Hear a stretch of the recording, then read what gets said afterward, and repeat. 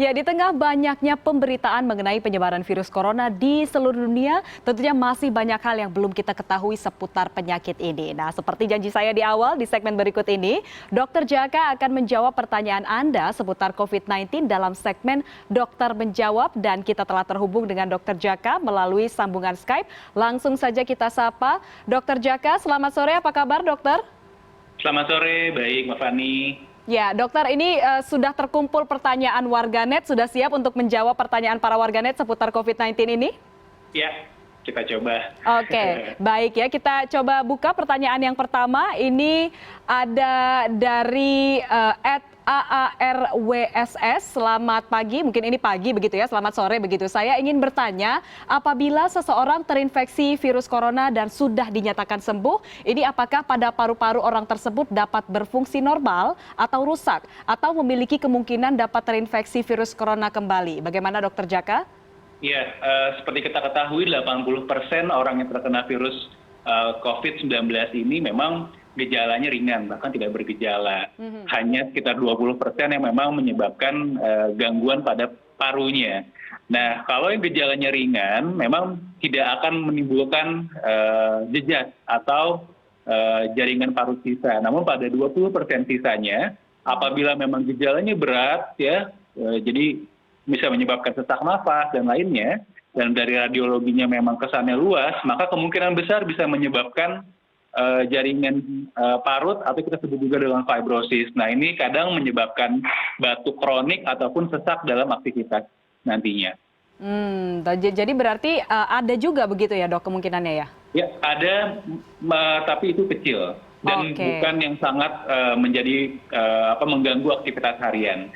Dan untuk kekambuhan, ya memang saat ini sekarang ini virus masih baru, jadi kita terus meneliti data-data kasus yang ada. Seharusnya memang pada virus kita membuat antibodi dan kita tidak akan terinfeksi kembali. Namun kita masih terus mengumpulkan data-data, mudah-mudahan tidak terjadi kekambuhan pada penyakit ini. Oke, berarti kitanya juga harus siap gitu menjaga ya dokter ya? Ya, baik, betul. Pertanyaan selanjutnya kita buka. Ini ada dari netizen atau warganet @adewijayanti. Dokter, apa yang perlu dilakukan saat seseorang dinyatakan ODP? Nah, ini mungkin penting juga untuk kita semua begitu dokter. Seperti apa dokter? Oke, baik. Jadi yang pertama, kita tahu definisi ODP ya. Jadi ada gejala, tapi gejalanya ringan, gitu ya. Apakah itu demam, batuk, pilek, nyeri tenggorokan. Kemudian juga apakah ada faktor risiko kontak atau faktor risiko berpergian dari daerah endemi COVID. Nah, apabila gejala itu ada, maka yang perlu kita lakukan adalah pertama, kita minum obat, kita berobat. Kemudian yang kedua adalah kita jaga daya tahan tubuh kita. Dengan cara apa? Dengan cara makan makanan bergizi, istirahat di rumah, ya. Kemudian kita memakai masker dan menjaga jarak dengan keluarga. Kalau bisa pindah kamar gitu ya. Nah, setelah itu kita akan evaluasi gejala harian kita. Apabila gejala semakin memberat, maka berobatlah ke rumah sakit untuk kita periksakan darah dan foto ronsen, apakah memang harus dirawat atau tidak. Jadi itu yang perlu kita lakukan ketika menjadi ODP. Oke, nah jangka waktu untuk step by step-nya itu biasanya berapa lama dok? Kalau kita sudah mulai coba pengobatan, kita istirahat di rumah, apabila gejala memberat dalam waktu 2 hingga 3 hari, baiknya kita langsung waspada pergi mencari pertolongan medis. Oke, 3 hari maksimal begitu ya? Ya. Baik, kita ke pertanyaan selanjutnya Dokter Jaka. Ini ada dari @aji3binarso. Dokter, virus COVID-19 ini bisa bertahan lama di udara bebas atau tidak? Iya, saat ini memang penyebarannya masih dalam bentuk droplet dan kontak, gitu ya. Di rumah sakit bisa menjadi airborne. Airborne itu penyebarannya menjadi lebih luas, menjadi lebih ringan karena dropletnya menjadi pecah karena alat-alat medis, gitu ya. Jadi kalau di masyarakat, di lingkungan, kita masih droplet ataupun kontak dengan tangan. Nah, apabila memang dia berada di benda-benda, memang ada beberapa benda yang bisa menyebabkan hingga 6-9 hari, dan ada beberapa jenis benda yang berjam-jam. Jadi memang kita makanya harus cuci tangan terus dan jangan memegang wajah kita, karena memang virusnya bisa lama dalam bentuk droplet yang di benda. Oh, oke. Berarti memang pentingnya atau cuci tangan itu menjadi sangat penting karena ya itu kita menyentuh benda-benda yang kita tidak tahu apakah dia terpapar virus atau tidak, begitu ya? Iya. Jadi memang dia tidak berterbangan, tapi dia akan turun ke benda dan tangan kita lah yang menjadi pembawa penyakit ini. Oke, baik. Berarti penting sekali cuci tangan. Ini kita ke pertanyaan terakhir, dokter, untuk hari ini.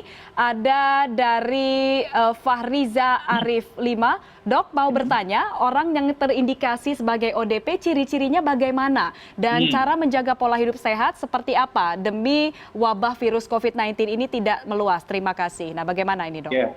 Baik, jadi kita kembali lagi dengan definisi ODP. Yang pertama, apakah pasiennya itu ada gejala ringan, ya, demam, meriang, batuk, pilek, ya, kemudian diare, ya, itu merupakan sebuah tanda kita lagi sakit gitu ya, ada gejala. Yang kedua adalah apakah kita ada riwayat kontak dengan orang yang positif gitu ya, apakah itu keluarga, teman kantor dan lain-lain. Dan yang ketiga, apakah berpergian dari daerah yang terinfeksi COVID. Nah, apabila ketiga hal ini ada, maka kita harus waspada, harus berobat, jaga daya tahan tubuh, jangan berpergian, hindari keramaian, ya, di rumah dan jaga jarak juga dengan orang rumah, gitu. Kita kembalikan daya tahan tubuh kita have fun di rumah, ya, jangan stres. Semakin stres, daya tahan tubuh kita akan turun sehingga akan menjadi lebih berat. Oke, baik. Berarti penting. Nah, pertanyaan satunya, dok, ini terkait cara menjaga pola hidup sehat.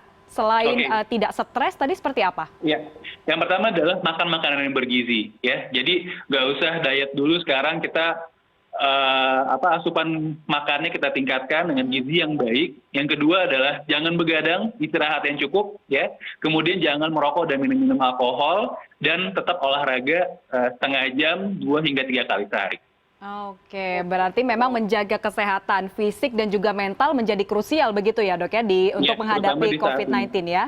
Baik, baik. Baik, nah terima kasih Dokter Jaka sudah bergabung bersama kami di segmen Dokter Menjawab hari ini. Dan semoga semua tips serta pertanyaan yang sudah dijawab ini bisa berguna dan bisa Anda terapkan di rumah begitu ya. Karena CNN Indonesia News Update akan segera kembali, tetaplah bersama kami.